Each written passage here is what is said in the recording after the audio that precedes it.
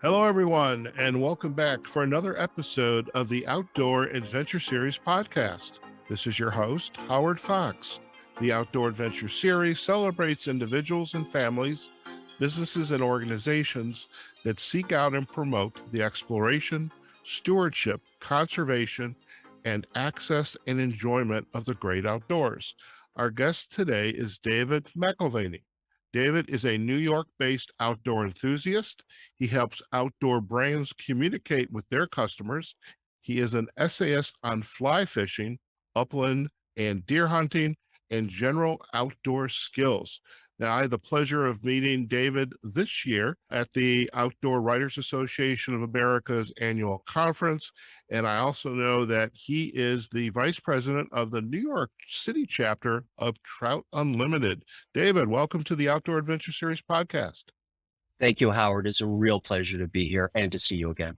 Fantastic. And I feel like it's only been 2 weeks and I've missed you. I mean, the conversations, breaking bread with you and just kind of sharing stories. I think the minute I got on the plane, I missed that. It's all of it. Absolutely. And if you recall, we were the last people that saw each other of everybody, of the 200 or so people. You and I were there to the bitter end. Oh, yes, we were. And the final trip to the airport. Oh, my. Parting at the airport. It was a little Casablanca-ish, you know. Well, that'll just be for us. Okay. Okay. Well, listen, had the pleasure of meeting you. So for our listeners, before we kind of deep dive into some of the work you're doing, could you share a little bit about your background and kind of how you arrived at the space where you're at today? Sure. I live in New York City, as you mentioned. I've lived in New York City for the past 25 years or so. Originally from Canada. Left Canada about 35 years and lived in Southeast Asia for a bit. Traveled around. I was in film and TV. I directed TV commercials, then became an executive producer of television shows. And I was always a writer. I was always trying to supplement my TV shows with doing some of the writing, as I guess any producer or executive producer does. The outdoor stuff. I grew up as a kid in a small steel town in Canada where on a Saturday morning, your mother said, get out of the house, try not to kill yourself and come back when it's dark, you know? I love And that. we were very lucky. Yeah, we were very lucky. There was a little forest nearby. So like every other little kid, you go into the forest with your buddies and you poke shit with a stick and just figure life out, right? And then when I got into film and TV and traveled around the world, really lost all that. And it wasn't until my wife and I purchased a cabin up here in the Catskill Mountains, where I currently am, that I felt a real desire to have a different kind of conversation with the woods as I knew it and as I recall them growing up. So I kind of got my outdoorsman thing on, you know. I would leave the city and come up and change into plaid and get out my chainsaws, get out my axe, get out my fly fishing rods, you know, get out my guns. The guns were a relatively new thing to me at that time, and just really enjoy the woods to the fullest extent possible. So that's where I am now. In terms of the writing for outdoors, that really, it's only been a few years, and that really came because of COVID. We decamped from New York City up to the Catskills cabin and, you know, what the hell's going on? And we're all going to die. And a month later, when I realized, okay, maybe we're okay, I sat down and work had sort of dried up a little bit at that time. And I sat down and thought, well, I'm going to write my first 4 big fly fishing adventures. And it happened to be Iceland, Patagonia, Nova Scotia, and Mexico. And I got in touch with an editor and I sold them. And I sold all 4 to a variety of publications. I thought, oh, well, that was kind of cool. Since then, I now have a few editors that, you know, publish my work, both in print and online. And so I'm kind of starting to make a bit of a shift and a bit of a career with that. That was a long answer, Howard. I'm sorry. No, you know, something I think it actually raises some questions that I have is first, I mean, kind of circling back and unpacking a little bit. I love the fact that you grew up in an era when your mom kicked you out of the house in the morning and said, don't come back until dinner and don't kill anybody, you know, don't Don't hurt kill anybody. or And yourself. Yeah. yeah, and with you, with your friends, were able to find things to do and enjoy yourself and have adventures because kids today, if you send them outside, they don't know what to do. They don't have their iPad, their smartphone, and their video game. And I wonder if what you experienced, what I experienced, if that's been completely lost or will it ever come back to the way it was? It's hard to say. I mean, you have to not only do you have to factor in phones and iPads, things like that, I think you also have to factor in this idea of both the helicopter parent and the bulldozer parent. So now kids are going out and somebody's hovering over them to make sure they can't hurt themselves, or somebody's clearing all the obstacles for them to make their way much easier. And I'm fascinated. I think it primarily started in Germany, but let's say Europe. There are these programs where they take little kids, I'm talking like pre-kindergarten and kindergarten, and put them out in the woods and have them and give them, the tools to make their own food or start a little fire or whatever that is. And they're very, very casually supervised. There's no adult anywhere near them. They're kind of watching from afar. And these kids are able to learn and accomplish it. It's a pretty remarkable thing. And I think we've lost that maybe a little bit. Yeah.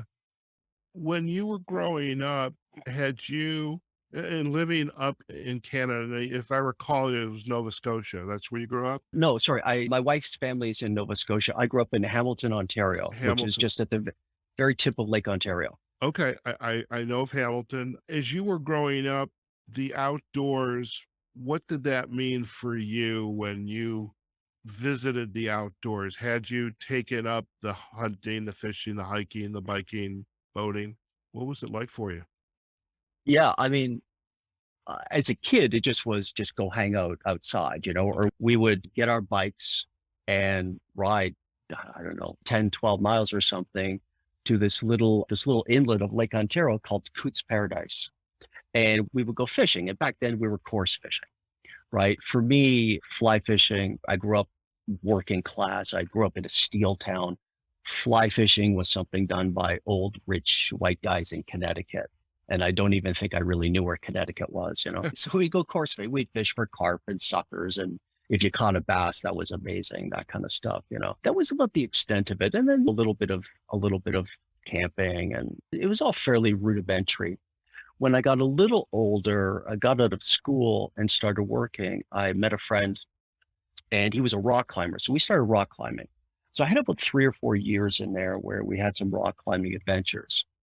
But then life kind of got in the way, and not got in the way, but I just took a different direction. And I got into film and TV and all that kind of stuff. And there just really wasn't the time or the opportunity to have Okay. that experience with the outdoors again. I will mention very quickly, really, really, one of the things that I'm most grateful for, when I grew up, when I was 10, 11 years old, I picked up a book called My Side of the Mountain, written by Gene Craighead George. And that is about a 14-year-old kid named Sam who lives in New York City and tells his parents one day that he's going to go to the Catskill Mountains and live off the land. Being 1960, they say, okay, good luck, and try not to kill yourself. He goes off and he goes up the side of a mountain, and it is a year in his adventure. He finds a huge tree, he hollows it out, he lives in that. He captures a peregrine falcon, teaches it to hunt for him. He learns how to make his own food, kind of thing. And it's sort of written as a diary. It's just, for a little kid, it was the most fascinating book imaginable, right? Really, really inspired me and made me want to do that even more. And then, as my life took this different turn, 30 years, a while, 40 years later, we end up buying this cabin. And I pick up the book, and I haven't read it in that many years. I pick it up, Howard, only to discover that it's set 6 miles from where this cabin is right now. Oh, I had wow. no idea, but every once in a while, the universe kind of throws something your way, right? Yes, it does. Yes, I love Yeah. it. I love it. So purchase the cabin. I would imagine, I'm going to take a guess here. In fact, I see for our listeners right up behind David, hanging from the wall is this very substantive looking saw, which I recognized. I Yeah. imagine the cabin was a little bit of a fixer upper. Yeah, it is. I mean, it was well built. It is a very rustic cabin, though. It is half off the grid. We have power. There's a spring that we capture to get our water, but there's no septic system at all. So we use composting toilet and sort of a rough gray water system. So we're, a little off the grid, and we're a mile up a private dead end road that is a very rough road.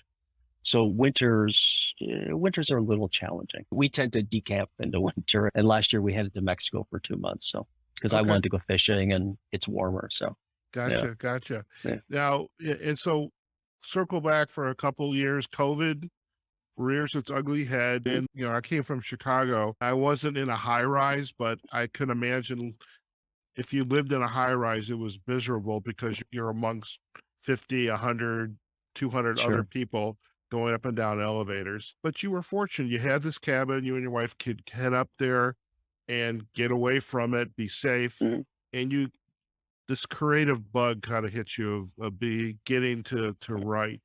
And Right. how did that begin to take shape for you? Like, there's another path that I'm ready to be taking. Right. In terms of the process, you mean? Into Just, the or what was the impetus or? Yeah, I mean, how did you start to, like, something? I want to do some writing. I Right. want to write about the outdoors. How did that take Right. place? Well, I've always been a writer, as I mentioned, and for the Yeah. past number of years, I've done a lot of brand writing. I help brands communicate. So that was sort of natural. In terms of the essays, I don't know if you saw Steve Duda from Patagonia talk Yeah. when we were at the conference, but he mentioned sort of he's always writing in his head, and I appreciate that because I do the same thing. So even though it maybe had been a few years, before I'd written anything sort of long format like this, the Iceland trip in particular and the Patagonia trip were always running through my head, Okay. and that's how I write now. So it was a matter of it was in my head for so long and so developed that it was relatively easy just to kind of bang it out in that sense. And I still write that way now. I don't really take notes. I remember it as I remember it. I remember and re-remember and re-remember. So it may not be the actual truth, but it's my truth, and I'm kind of comfortable with that. So my wife will often will often come out, and I'm sitting on the back deck at 3:30 on a Tuesday, just looking out over the pond. And she's like, "What the hell are you doing?" I said, "I'm writing, baby." Yeah. Yeah. So that's, I guess, my excuse for that. Yeah. That's my process. You know what? As I had the opportunity to read some of your work, and I am not a writer. Okay. I mean, I've written for a living doing technology work, process work, writing user guides. So, but writing prose, telling a story, that's new to me. I'm Right. used to interviewing people, kind of what you and I are doing today, or more like having a conversation, of which writing and other topics are coming up into the conversation. One of the things I took away from reading some of your works, there was a story of going down to Patagonia. You and your wife are down there, and you're the gringo from the north, etc. But your writing was there was a creative flair to it, okay? Versus a formula. Here's a pad of paper. I'm taking notes. I'm going to turn this into a story. Right. And so Yeah. that I thought was, and as I was reading some of the other pieces, that same style was there. There's a flair as opposed to somebody has taken notes and then he or she's going to go back to the typewriter, et cetera, and start to create something. Yeah.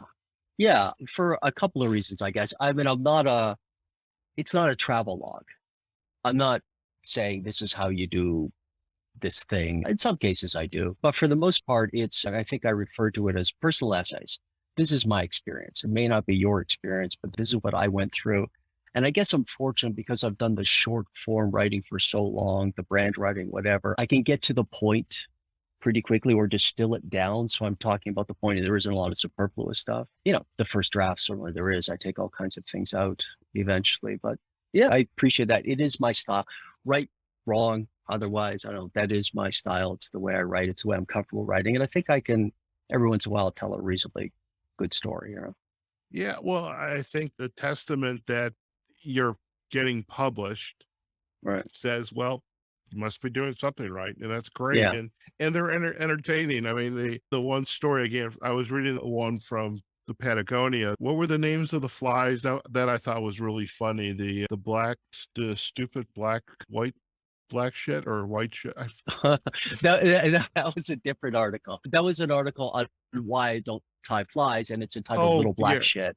right. Yeah, Okay. and that happened up in Northern California, where Ah, I was in a fly shop. It was the first time I fished up there. I was in a fly shop, And there's 1,000 flies and I don't know what's going to work. And the guy just called out from behind the counter, try some little black shit. And if that doesn't work, try some little brown shit. And it's like, okay. So it's like, and he's right. I mean, for the most part, you look at the nymphal stages of most flies, it just looks like something small and black or something small and brown. And that's it, and they all work. So now I have a fly box called LBS. Okay, I love that, and and thank you for correcting me because I was melding two stories, but I do Sure. remember the Patagonia one for a couple other reasons. Okay. But what I loved, about you'd said something during one of our conversations. I think you and I were having dinner the night before we left, and about tying your own flies, and you said my hobby doesn't need a hobby. Yeah, absolutely. Because I tend to be obsessive about this stuff. And I know that if I started to tie flies and look, I have vices, I have everything I need. It's all been given to me by friends saying, you have to tie flies. Dude. I don't want to do a deep dive because it'll eat up so much time and so much energy. Right. That's the first reason. The second reason, as I mentioned in our article, I really like fly shops.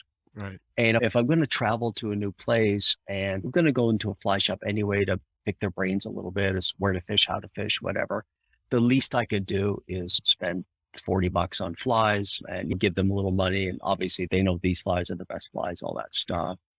So I kind of like hanging out and talking to those guys sometimes. So that's the other reason. That makes total sense. And I feel that way when I head into a coffee shop because I love roasting my own coffee. I love talking to guys who have these massive roasters and women, and I get to chat them up a little bit. So I totally get that. Yeah. As far as fly fishing, you talked about rich guys from Connecticut, and there's definitely a rhythm that I have seen when it comes to fly fishing versus just throwing a fly and a bobber weight into the water and letting it follow the stream and maybe you caught something. But how, Yes. so it seems like there's an art to fly fishing. How did you begin to focus so much of your love for this kind of fishing versus other Right. types of fishing that you might have done? Well, as I mentioned, I fished when I was a kid and that was just the traditional gear. And I didn't fish for 30 years, whatever it is. My wife and I were on a trip to Ireland some years ago, maybe about 15 years ago, I guess. And we were traveling in the West, we're traveling in Connemara, and we just happened to book a room in what turned out to be a very well-known fly fishing lodge. Didn't know that they happen to have a room. I found them online. In fact, so famous, people flew in from all over the world to fish, to salmon fish at this place. And we were sitting around the communal table at dinner after their day of fishing and our day of hiking.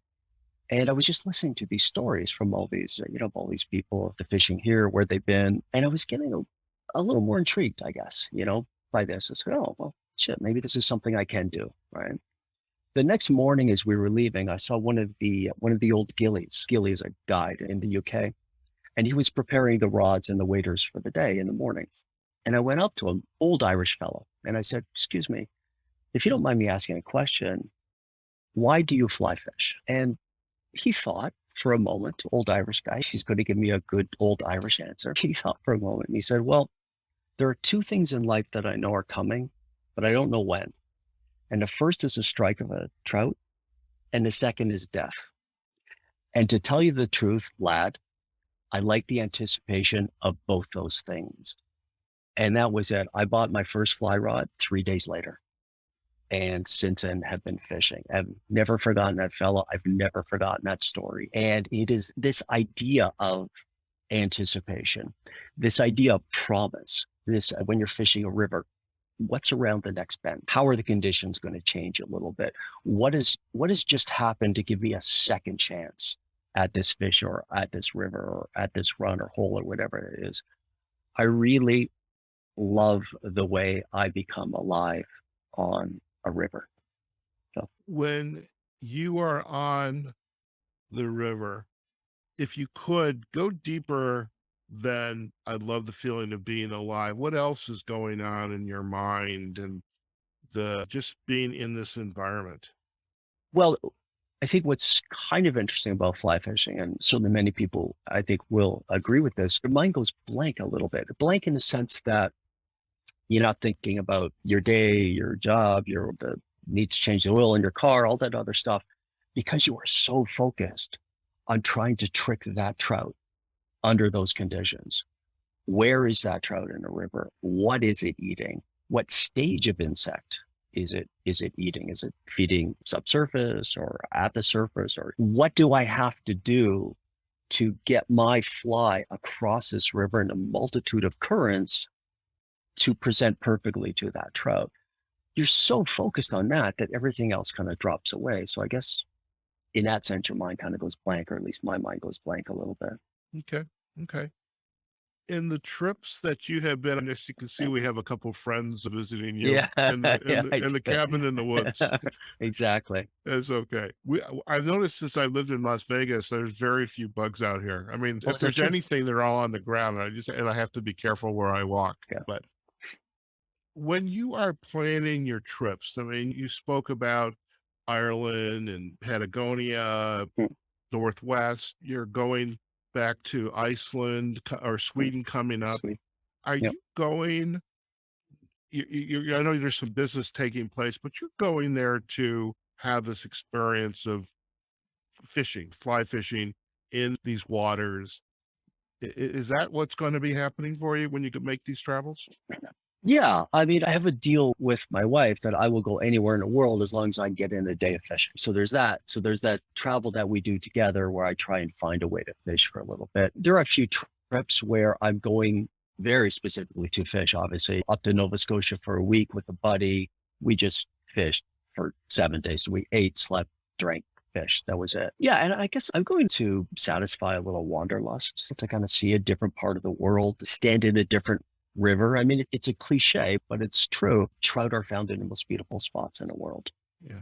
So whether you're down in Argentina, or whether you're up in Iceland or out in Montana, or I fished Wyoming the last day when we were there. These are just stunning environments. And the fact that I get to participate, the fact that I get to witness them or experience them, is just absolutely wonderful to me.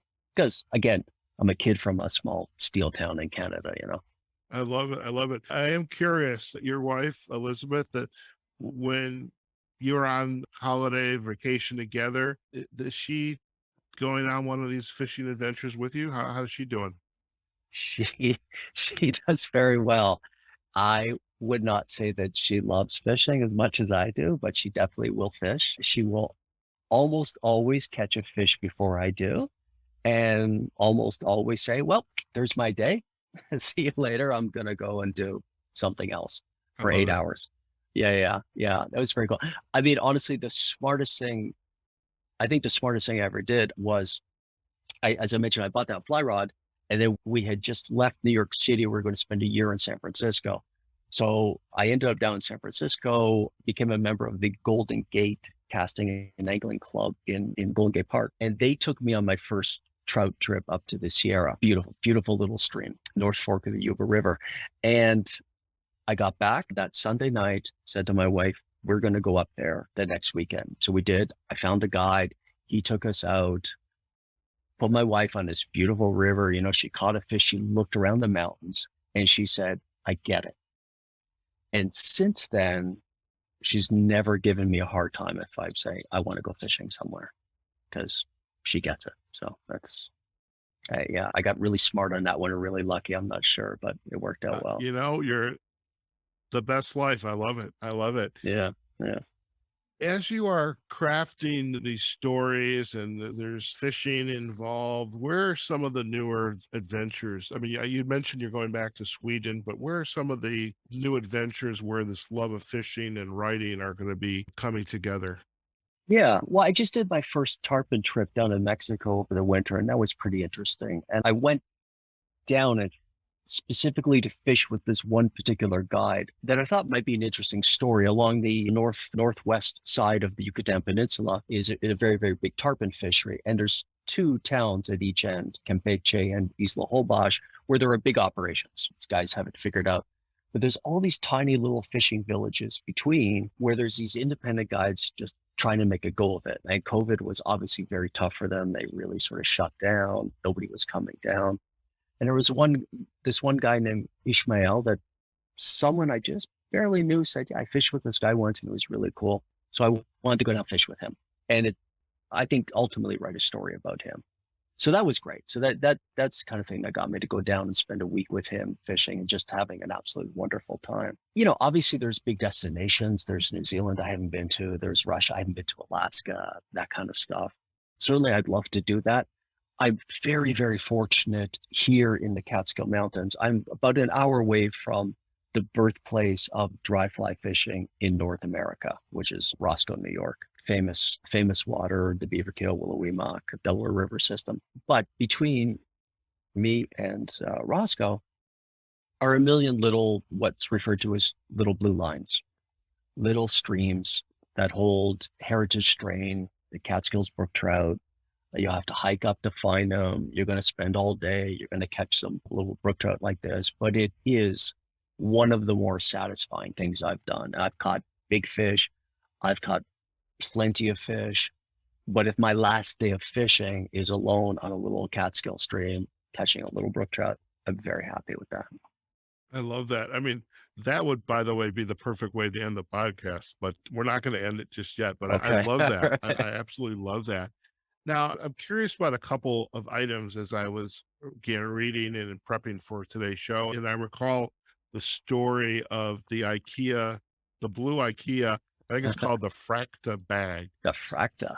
The Fracta. Tell us about that. I just finished an article about the Fracta. I've been writing it in my head for a while. I have a lot of gear. Every angler, every outdoors person has a lot of gear, obviously. And, you try a bunch of things, what works, what doesn't work, et cetera, et cetera. And I was always a little frustrated with wading bags.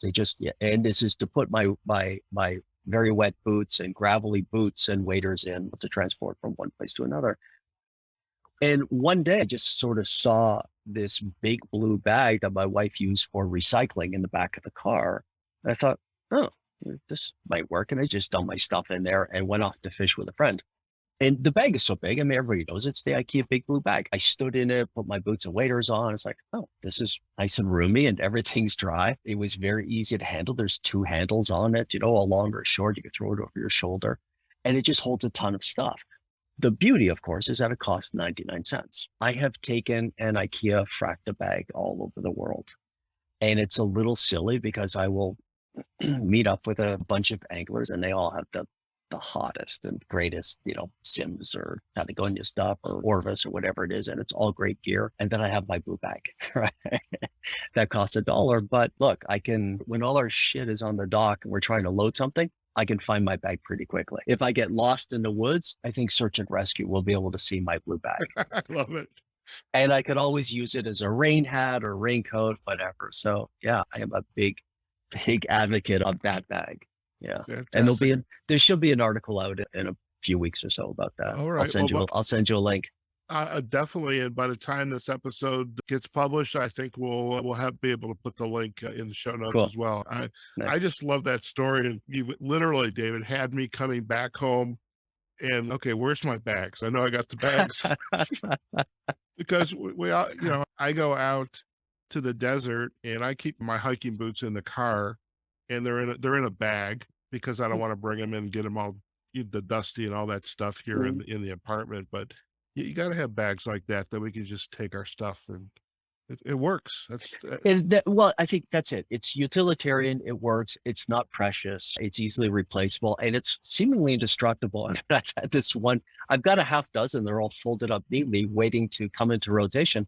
But the first one is still working. So yeah, I love it. I love it. So I can see you handing out Fracta bags. Yes, wherever you go. I should do that. Next conference. Yeah. I think the next conference, we need to go to IKEA. We need to share the story with them and say, we want to hand out your Fracta bags at the conference. I think that could work. I think that could work. Bad idea. All right. Yeah. So I'd love to get a little reflective with you for just a moment. And as you look back on your career, I mean, and you've got a nice long part of the runway ahead of you, but you've got part of the runway behind you. As you look back, Is there anything new that you would say or advice you would give to your earlier self about, life, what you've been doing? Anything you'd like to share? Hmm. Yeah, that's a bit of a tough one, Howard. I would, because I loved the outdoors so much when I was a kid, and there was a time when I was about to go into school where I was sort of torn, study film or study forestry. And there was a little part of me, not like I'm regretting anything I've done or decision I made, because it all contributed to getting me here. But there is a part of me that wonders what that forestry life would have been like. Obviously, I would have none of this. I would have something different. I might be married to someone different, all that kind of stuff. But yeah, I sometimes reflect on that.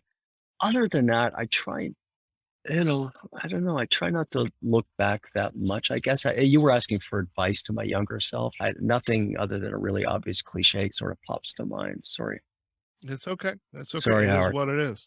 Yeah. And if before we head out, is there what advice would you give to someone that read My Side of the Mountain, or perhaps there's some other goat book that they landed upon and they said to themselves, wow, this is a great life. I get to fish in some of the most beautiful waters in the Right. world, or I get to travel, get to live in the woods in the Catskills. Any advice that you would give to somebody that said, something, I want this in my life, the life that you have today? What advice would you give them? Well, I would say try everything. And by try everything, what I mean is, early on when I was hiking or camping or backpacking a little bit or climbing, I guess, I had a certain type of conversation with the woods and with the outdoors. And then when I started fishing, I had a very different conversation. I wasn't expecting that. Then I started hunting and I had a very different conversation and I wasn't expecting that. And all of those being as multifaceted as possible allowed me to appreciate the core, which in my case, it's a northeastern forest, really allowed me to appreciate that. So I would say, yeah, just absolutely throw yourself into all those things. Be very fair and open about some things. The hunting thing is interesting because most city people don't do that. They don't have an opportunity to do that. But if you look at backcountry hunters and anglers, for example, or Trout Unlimited for us in New York City, we have an enormous turnout. These young people are just dying to have this different kind of conversation with the woods or with the outdoors. And I think that's what it is for me. On a really sort of small level, one of the things that I particularly enjoy, and again, this came out of hunting experience, was look, when we hike and you hike out in Nevada and so you know what this is like, I can hike through these woods and I'm going to see animals and there's some deer running away, there's a squirrel chattering, whatever. I am disturbing the wilderness essentially when I walk through and it kind of radiates out from me. So that squirrel chattering is just letting everybody else know within, 50 meters that I'm there, et cetera, et cetera. There is something about sitting at the base of a tree or sitting in a deer stand or whatever that is pre-dawn and letting the forest come to life around you. And if you're quiet enough and if you're still enough, they accept you, they don't notice you. And I've seen things just in that moment as the forest is becoming awake that I've never seen any other time. And it's small, insignificant stuff, the chipmunks, squirrels, birds, certain birds, whatever that is, raccoons coming into to nest for the night, that kind of thing, deer. But it just, for me, was just utterly fascinating. And so I know lots of people are hiking and backpacking, whatever, and I would encourage them at some point, get up really early, walk away from your camp, sit down and just wait and let the animals, let nature come to you because it wants to come to you. Sometimes we've given up on nature, but it hasn't given up on us and it just wants to be invited in. And the best way to do that is to be as quiet as possible. And I So, love that. And I totally empathize with that because I feel that way in the early mornings because I love my sunrise, my coffee, the right. quiet, and just listen to what's going on. So I totally appreciate and empathize with that statement. David, Cool. before we head out, if our listeners would like to learn more about you, perhaps to see some of your work or some of the photos you've taken, Mhm. where's the best place for them to go right now? Yeah, I guess, Instagram, where I have a Linktree link to articles that have been published. So yeah, that would be, sorry, this fly, right? Let nature come to you. He's a feature It's of the show. It's coming right in. Yeah. Yeah. My Instagram account, which is the_real_DNM. David Nicholas McIlvaney. It's complicated. I need to come up with something a little more simpler. But yeah, it is what it is. Yeah, if you could provide a link, that'd be super cool. Yeah, that would be the best place. I've got articles coming up in a variety of things. I've got a really kind of fun one coming up on Nova Scotia in the Fly Fish Journal in the fall issue, which should be kind of cool. Anybody who's ever fished for salmon, I think, would appreciate it. And Perfect. Well, someday I hope I have an opportunity to fish with you. I will definitely, and I've actually shared this with a lot of people. So I'll be having a lot of firsts with a lot of individuals because I've never fished in my life. I don't know if if I shared that with you. Yeah. No. Yeah, never. Oh, wow. Okay. Yeah, that's what I say. It's like, here I am in this wonderful organization, and they're either hunters. I've shot guns before, but I've never hunted. I mean, I hunt with my camera. Right. But that's what I shoot. But I would love to just be in the water, the quiet, and just kind of take in the nature. I think that would be a lot of fun to do. So hopefully you and I will have that experience together. I look forward to that, Howard. I really look forward to seeing you again and sitting down and grabbing a beer as we did a few weeks ago. That was great.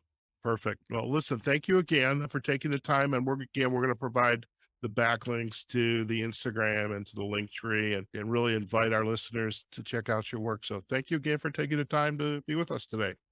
Thanks, Howard. Man, great to see you again. All right, folks, we have just been chatting with David McIlvaney, outdoor enthusiast, brand and long form outdoor adventure writer and producer. And what a phenomenal story. I love the fact that he grew up in a steel town in Ontario, not too far from the automotive town where I lived back, and grew up in the Detroit area, and really how, his career, took him all around the world as a producer, as a writer. And then because of COVID, really, perhaps, I don't know if you would call it, maybe you do, reinvention of and pursuing a whole other aspect of living his best life, which is really loving and appreciating the love of fishing, but also to taking these stories that he is writing in his head and sharing those and gifting those out to individuals like us who are just eating up this kind of adventure. And hopefully listening to David and about his adventures, that's going to be a spark for you to want to go out and have your adventures as well. So whether it's hiking, biking, hunting, but even fly fishing as well, or fishing in that wonderful stream, perhaps that's a couple miles from your home. We hope you take advantage of that. Now, we are going to provide the backlinks to David's Linktree site so you can read some of his articles, and we'll provide the link back to his Instagram site. As for us, you can find us on outdooradventureseries.com. We're also on LinkedIn and Facebook on our Outdoor Adventure Series pages, and we are on all of the major podcasting platforms. Okay, folks, wherever you are, whatever you're doing, go out there, have a phenomenal day, and we will see you on a future episode of the Outdoor Adventure Series podcast. Take care now.